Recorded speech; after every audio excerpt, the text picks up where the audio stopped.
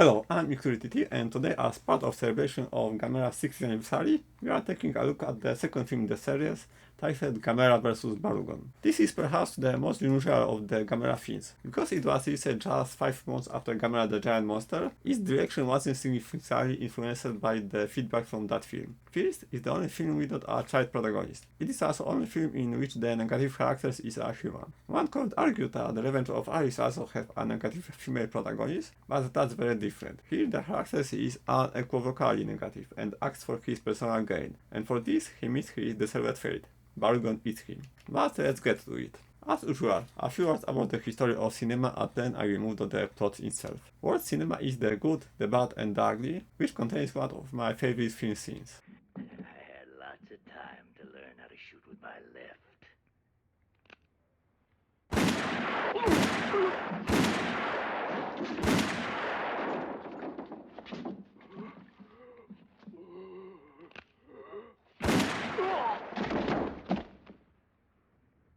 When you have to shoot, shoot, don't talk.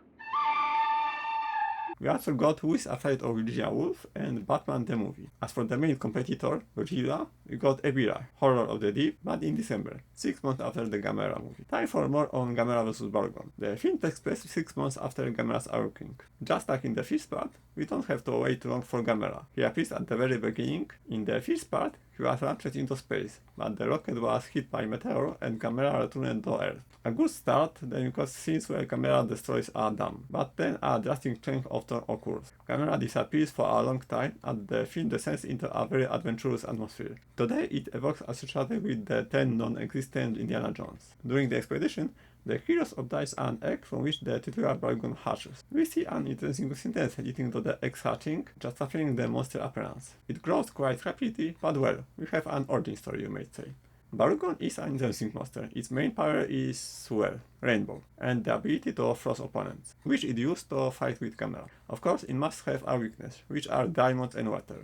The natives of the island where the egg was found throw diamonds into the water, unable to resist them. The Barugons also enter the water, which is lethal to them in the long run. Fortunately, the natives have access to a 5000 carat, beautifully cut diamond, which they try to use to defeat Barugon. The humans also exploit the fact that the only thing that monster rival doesn't destroy are mirrors, using a large mirror to reflect its beam so the Barugon knocks himself out. The plan succeeds, but not entirely. Barugon survives his own attack and refuses to use this attack again. Meanwhile, Gamera has finally melted out and returned for the second round. Noticing the effect that water has on Barugon, the Kaiju takes advantage of this and pulls him into the lake. And there's it, the treat is over. Gamera flies off. But he will return, of course, but more on that in the next video. As with the first film, a slightly different version titled War of the Monster was created for the American market. While Gamera the Invincible contained additional footage and the chants were intended to enhance the film's appeal, here we get another story. 12 minutes of footage were created to create space for advertising. The website moviecensorship.com has a nice breakdown of which scenes were trimmed if you are interested in details. This is the only Showa era film not directed by Noriaki Yuasa, as I mentioned in the previous video. However, he did have a hand in it, in the special effects. As I mentioned in the first video, the actors at the studio were full-time employees, so many of them appeared in more than one Gamera film. Let's name some of them. Kojiro Hongo played Keizo Hitara Hill. In Gamera vs. Gauss he appeared as Foreman Shiro Tsunami. In Gamera vs. Viras he appeared as Codemaster Mr. Shimida. He is also part of a very small group of people that appeared in films from the Showa and Heisei series. He appeared in Gamera Guardian of the Universe as Captain Nojima. Yuzu Hayasawa appeared here as Kawajiri. He also played policeman in Gamera Super Monster. Koji Fujiyama played 4 roles. In the first movie, Gamera the Giant Monster, he played US Arctic Base Commander, according to IMDb, or refinery staff if you choose to trust the Wikizilla. He played Onodera here, the commander of the Self-Defense Force in Gamera vs. Virus, and Dr. Tom Wallace in Gamera vs. Zigra. Yoshiko Kitara also played in 4 Gamera movies. He was Mr. Sakurai in Gamera the Giant Monster. Here he appears as Professor Amano. In Gamera vs. Gauss he played Dr. Aoki. And finally, he was Masao's father in Gamera vs. Virus. Judarki Tashiro is probably the only one who plays the same character. Self-Defense Force Commander in Gamera the Giant Monster and Kill.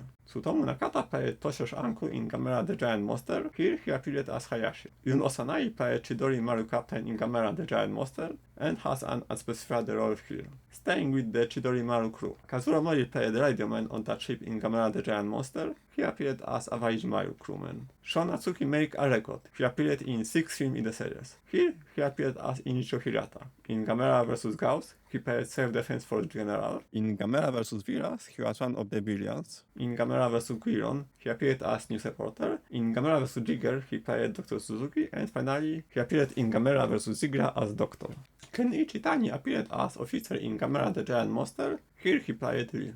Koichi Ito appeared here as Metropolitan Police Superintendent General. In Gamera vs. Gauss, he was Road Company Chairman. And Gai Harata played Kishimoto here. In Gamera vs. Gauss, he played an unspecific role. Shin Minatsu in Gamera the Giant Monster played an announcer at Sapporo Broadcasting Station. Here he was Owaji Maru crewman. In Gamera vs. Gauss, he played Okabe the photographer, and in Gamera vs. Zigra, he played an unspecific role. Gamera get his first personal actor. Teruo Aragaki was inside the costume in this and in the next 2 films. Time to discuss this film cultural impact. Scene of the dam attack appears in other movies from the Showa era, Gamera vs. Viras, and of course in Gamera Super Monster, which has fight scene with all of Gamera's previous opponent, so it has scenes with Barugon from this movie. This film was the first in the Gamera series to be discussed in the Mysterious Science Theater 3000 series. In the first season, which aired only at local television station KTMA, it was the subject of episode 4. The earlier Gamera the Giant Monster was discussed in episode 5. When Mysterious Science Theater 3000 became popular and was podcasted on the widely available comedy channel, we saw a second look at the film in episode 4 in season 3. This time, frankly, Gamera the Giant Monster was discussed first, in episode 2 of that season.